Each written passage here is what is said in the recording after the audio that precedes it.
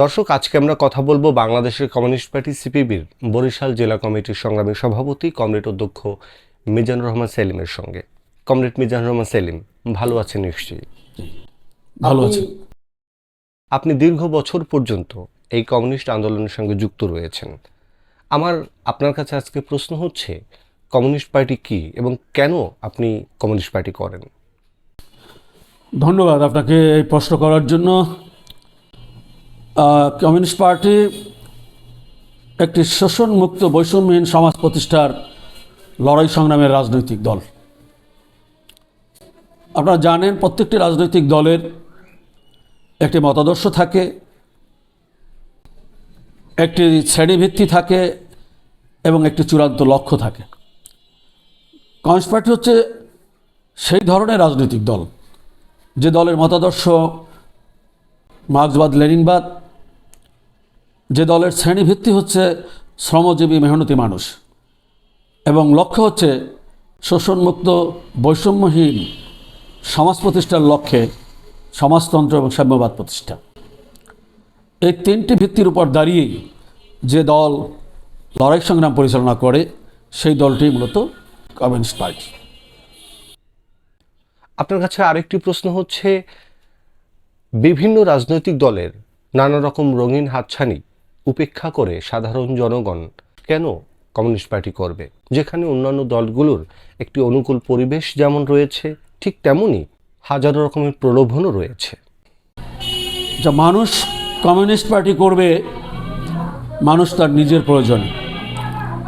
আমি শুরুতেই বলেছি, কমিউনিস্ট পার্টির শ্রেণীভিত্তি দেশের সংখ্যাগরিষ্ঠ মানুষ, শ্রমজীবী মেহনতি মানুষ। যত ধরনের রঙিন হাতছানি আছে বুর্জোয়া লুটেরা রাজনৈতিক দলের, তাতে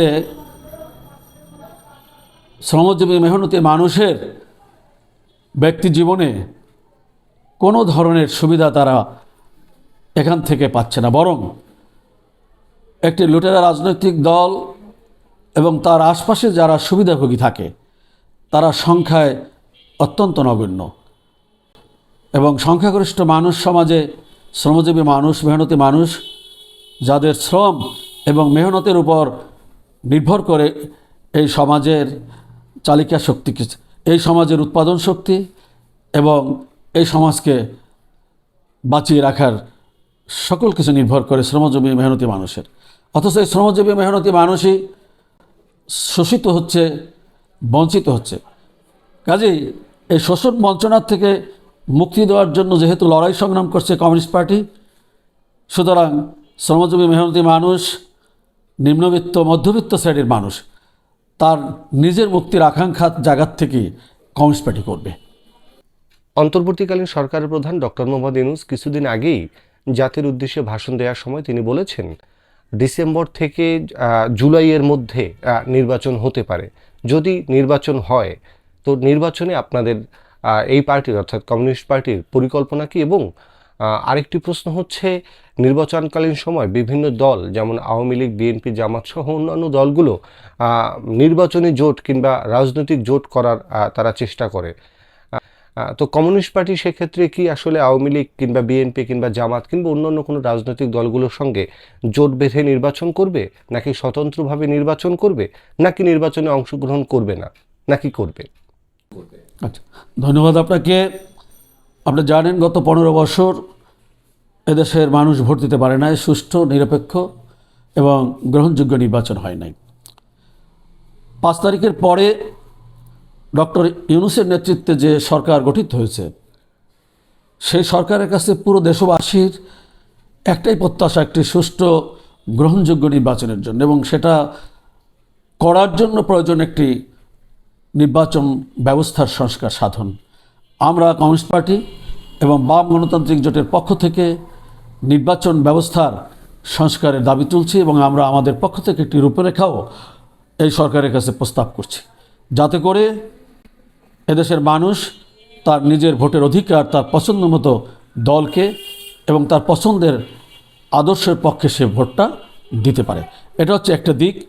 আরেকটা দিক হচ্ছে, আমরা দীর্ঘদিন লড়াই করছি আমাদের নিজেদের স্বতন্ত্র অবস্থান থেকে। আমরা আওয়ামী লীগের জোট, বিএনপি জামাতের জোটের বাইরে কমিউনিস্ট পার্টি এবং অপর বাম গণতান্ত্রিক শক্তির যে বাম গণতান্ত্রিক জোট, আমরা ঐক্যবদ্ধভাবে লড়াই করছি। আমরা যদি আগামী দিনে নির্বাচনের পরিবেশ তৈরি হয় এবং সুষ্ঠু নিরপেক্ষ নির্বাচনের একটি পরিবেশ সৃষ্টি হয়, তাহলে হয়তো বাম গণতান্ত্রিক জোট নির্বাচনে যাওয়ার সিদ্ধান্ত গ্রহণ করবে। কমিউনিস্ট পার্টি নিশ্চয়ই সেই জোটের মধ্যে থেকে, সেই জোটভুক্ত থেকেই নির্বাচনে যাওয়ার সিদ্ধান্ত গ্রহণ করতে পারে। বর্তমানে এই পরিবর্তিত পরিস্থিতিতে আপনাদের নতুন কোনো লক্ষ্য আছে কিনা, আর যদি থেকে থাকে সেই লক্ষ্যগুলো অর্জনের জন্য কি কি পদক্ষেপ আপনারা গ্রহণ করছেন? কমিউনিস্ট পার্টির লক্ষ্য একটাই, সেটা হচ্ছে দেশে একটি গণতন্ত্র প্রতিষ্ঠা করতে হবে, বৈষম্যহীন সমাজ প্রতিষ্ঠা করতে হবে। আপনি জানেন যে মুক্তিযুদ্ধের স্বপ্ন ছিল তাই, সেটা এখনও পূরণ হয়নি। 90-এর গণঅভ্যুত্থানও কিন্তু দেশে গণতন্ত্র প্রতিষ্ঠার জন্য হয়েছে। এরশাদ স্বৈরাচারের বিরুদ্ধে দেশের মানুষ জীবন দিয়েছে এবং লড়াই করেছে এবং স্বৈরাচারকে উৎখাত করেছে।